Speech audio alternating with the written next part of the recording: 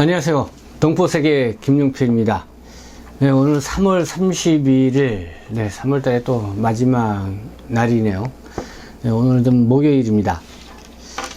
5월 10일이면은 새 정부가 들어서게 됩니다. 그래서 지금 인수위원회가 열심히 움직이고 있죠. 대통령직 인수위원회죠. 이 서울조선족교회 전 목사였죠. 이 서경석 목사. 지금은 꿈이 있는 교회 거기에 원로 목사로 있으면서 지금도 여전히 이 시민사회 활동으로 다양한 이 목소리를 내고 계시는 분인데, 이분이 최근에는 존경받는 나라 만들기, 존경받는 대한민국 만들기 국민운동본부 이거를 발족을 해서 또 여러가지 또 새 정부의 이 정책 제안을 하고 있는 것으로 또 이렇게 알려지고 있습니다. 그래서 이 국민일보에 최근에 어제죠, 인터뷰한 내용 중에 국내 체류하고 있는 동포나 외국인과 관련돼서 지금 새 정부가 이 정책으로 검토하고 있는 이런 내용들이 있다고 이렇게 또 이야기하는 부분도 있고, 그리고 존경받는 나라 만들기 이런 취지에서 윤석열 당선인이, 그러니까 후보 시절이겠죠. 그때 대선 과정에서 직접 한 30분간 만나서 또 이야기를 나누고, 그래서 존경받는 나라 만들기 차원에서 대통령에 당선이 되면은 꼭 이런 것은 좀 해주십사 하고 이 5가지의 정책 제안을 했다고 합니다. 그 5가지의 정책 제안 중에서 3가지는 지지를 하는 입장을 보였고, 나머지 2가지는 한번 처음 듣는 얘기니까 검토를 해보고 수용을 하겠다, 이런 입장을 보였다고 어제 국민일보 한 인터뷰에서 이렇게 밝힌 바가 있습니다. 이 서경석 목사는 또 과거에, 그러니까 서울 조선족 교회에 있을 때 1999년도서부터인가요? 그때부터 이 조선족 동포들을 위해서 7번에 걸친 이 단식도 농성도 해왔죠. 그래서 동포 사회는 상당히 많이 알려져 있는 분이시고, 그리고 거의 헌신적으로 또 활동하신 분이고, 또 사회적이나 이런 여러 가지 봤을 때 또 영향력을 또 끼치고 있는 분이기 때문에, 그래서 어쨌든 이분의 어떤 정책 제안 내용 곧 한번 좀 유심히 볼 필요가 있을 것 같습니다. 그래서 오늘 이 시간에는 그 내용을 좀 여러분들에게 소개를 해드리고자 합니다. 일단은 정책으로 채택할 것인지 검토하고 있는 사안이라고 합니다.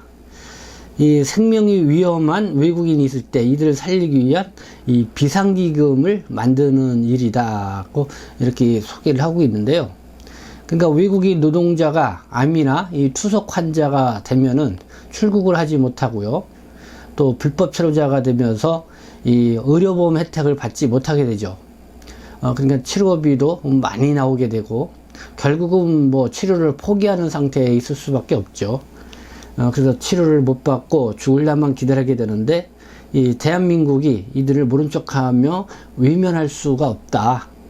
그렇기 때문에 이렇게 생명 위험한 외국인, 여기에는 국내 체류하고 있는 동포도 해당이 되겠죠.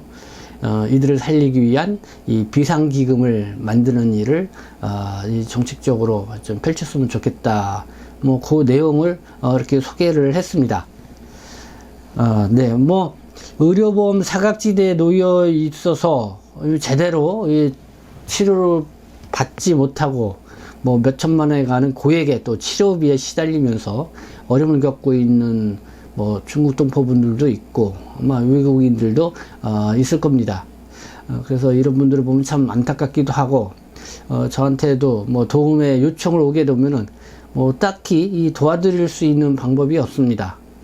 아마 서경석 목사님한테도 이런 도움의 전화가 많이 오기 때문에 아주 그런 실제 이 상황들이 또 닥치고 있는 그런 사례들이 있기 때문에 아마 이런 정책 제안을 한 것이 아닌가 이렇게 생각이 드는데요.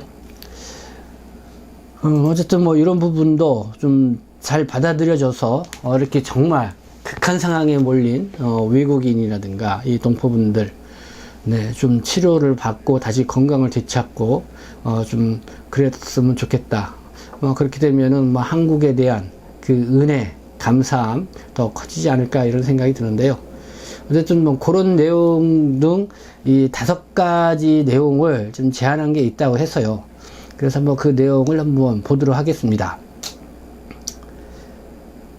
기사는 이 국민일보 어제자로 이렇게 게재가 됐습니다.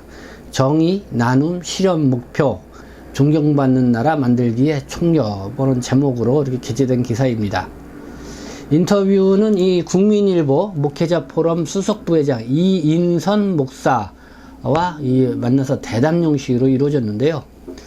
이 대담 중에 서 목사는 이 존경받는 나라가 되기 위해서는 우선 5가지가 필요하다고 생각해서 제안문을 만들어 지난 대선 기간 중에 윤석열 후보를 만나 30분간 설명을 했다고 이렇게 밝혔습니다. 그러면서 그러면 그 5가지 제안 내용이 무엇이냐?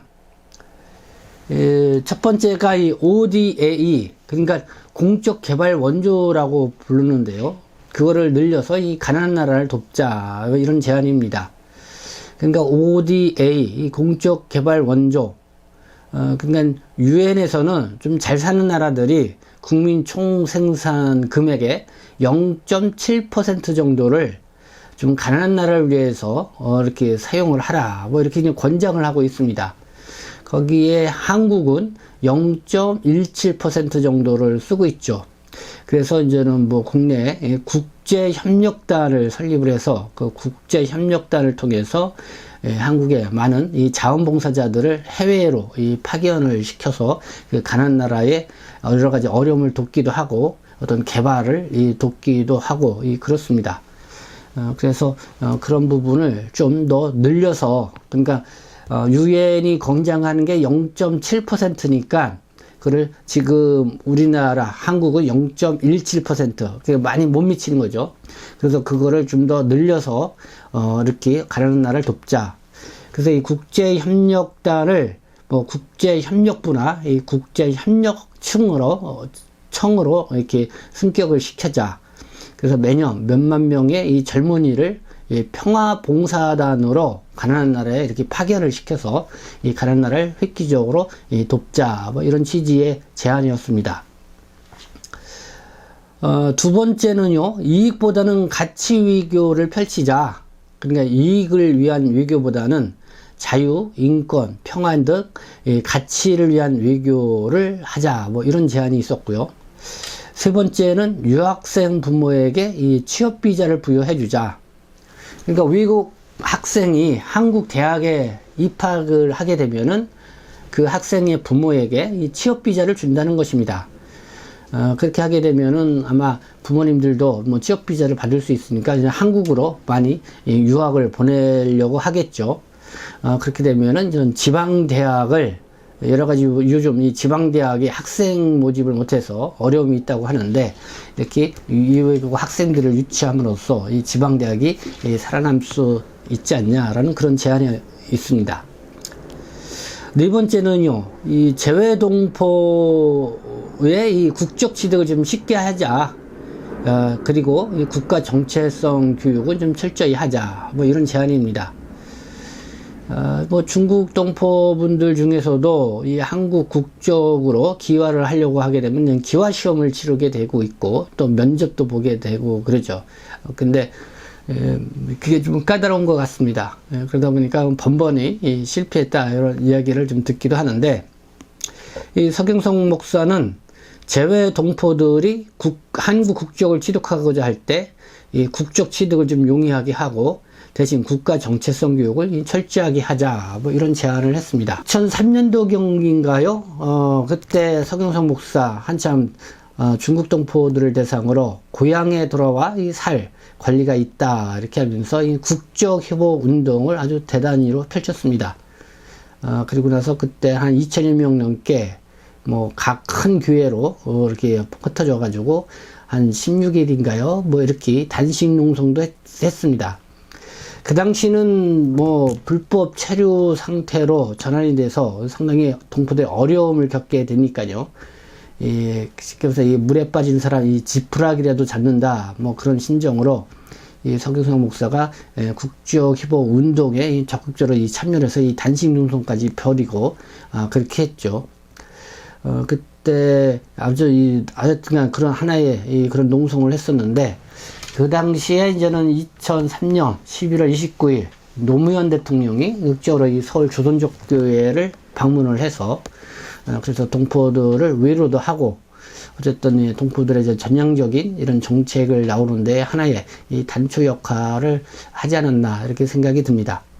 어쨌든 뭐 그 당시에 이렇게 국적 희보 운동, 뭐 여러 가지 지금은 그 운동이 동포들에게 도움이 되었던 운동이냐 아니냐 이렇게 좀 설왕설래 좀 이렇게 감론 을박이 있긴 하지만은, 어쨌든 이 재동포들에게 국적을 좀 한국 국적을 취득하고자 할 때 좀 쉽게 주고, 다음에 국가 정체성 교육은 좀 철저히 하자라는 이런 제안을 했다는 거 여러분들 말씀드리고요. 다섯 번째는요, 이 대통령 직속에 사회보장위원회를 설치하자 이런 내용입니다.